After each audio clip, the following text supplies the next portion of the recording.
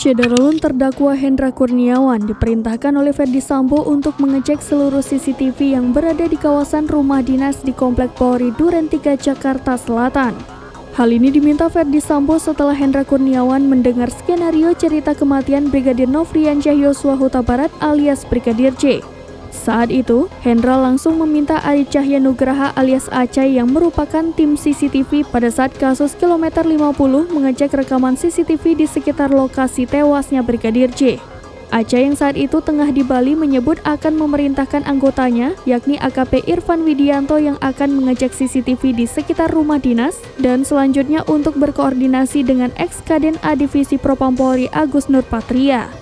Singkat cerita, AKP Irfan langsung melaksanakan perintah tersebut dan akhirnya menemukan 20 CCTV di sekitar lokasi kejadian dan dilaporkan ke Agus Nurpatria. Jaksa menerangkan Agus Nurpatria juga melaporkan jumlah CCTV di seputaran komplek perumahan Polren Duren 3 kepada Hendra Kurniawan. Setelah dilaporkan, Hendra meminta agar Agus mengambil CCTV yang penting saja. Selanjutnya, Agus Nurpatria merangkul AKP Irfan sambil menunjuk CCTV yang akan diambil yakni di pertigaan lapangan basket, di dekat rumah dinas dan langsung meminta mengganti DVR CCTV yang berada di pos security komplek.